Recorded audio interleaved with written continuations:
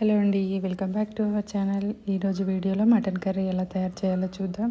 ఈ mutton curry తయారు చేయడం చాలా సింపుల్.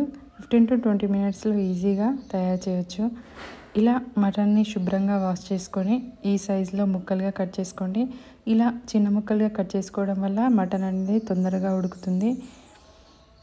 ఇప్పుడు దీంట్లోకి కొంచెం అల్లం వెల్లుల్లి పేస్ట్ అలాగే పసుపు వేసుకొని మంచిగా కలుపుకోవాలి. ఇక్కడ నేనైతే కారం లాంటివి ఏం వేయట్లేదు. ఓన్లీ అల్లం వెల్లుల్లి పేస్ట్ పసుపు వేసి కలుపుకున్నాను. ఆ తర్వాత కుక్కర్ తీసుకొని దాంట్లో ఆయిల్ వేసుకొని జీలకర్ర, సాజీరా, లవంగాలు అలాగే ఆనియన్స్, 2 పచ్చిమిర్చి వేసుకొని మంచిగా ఫ్రై అవ్వనివ్వాలి. అవి ఫ్రై అయిన తర్వాత కొంచెం పసుపు యాడ్ చేసుకోవాలి. పసుపు యాడ్ చేసిన తర్వాత మనం చిన్నగా కట్ చేసి పెట్టుకున్న మటన్ ముక్కలకి పసుపు అండ్ అల్లం వెల్లుల్లి పేస్ట్ పట్టించాం కదా, అది వేసుకొని మంచిగా కలుపుకోవాలి. ఇది అంతా కలిసేటట్టు ఆయిల్లో మంచిగా ఫ్రై అవ్వనివ్వాలి. ఆ తర్వాత మూత పెట్టి ఒక విజిల్ అయితే రానివ్వాలి. ఇలా విజిల్ వచ్చాక వాటర్ అనేది ఉంటుంది కదా, ఈ వాటర్ అంతా పోయే వరకు మంచిగా ఫ్రై అవ్వనివ్వాలి. ఇలా ఫ్రై అయిన తర్వాత దీంట్లోకి 2 టేబుల్ స్పూన్స్ కారం అలాగే కొంచెం సాల్ట్. నాన్ వెజ్లోకి కారం అనేది ఎక్కువే పడుతుంది. ఇక్కడ నేనైతే 2 టేబుల్ స్పూన్స్ కారం అండ్ 1 టేబుల్ స్పూన్కి ఉప్పు అయితే వేసుకున్నాను. అలాగే ధనియాల పొడి 2 టేబుల్ స్పూన్స్, కొంచెం గరం మసాలా కూడా వేసుకోవాలి.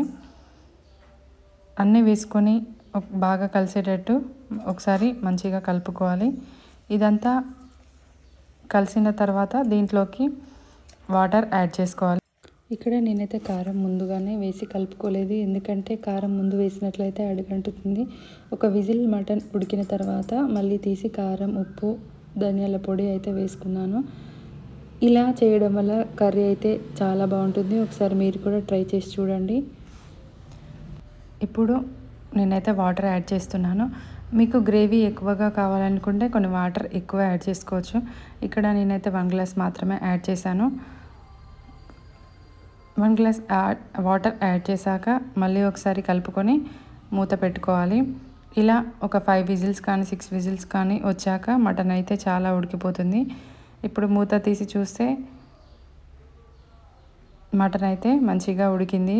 దీంట్లోనే కొంచెం కొత్తిమీర వేసుకొని మనకు వాటర్గా ఉంది అనుకుంటే అలాగే స్టవ్ పైన ఉంచితే కొంచెం చిక్కగా అవుతుంది సూప్ అనేది.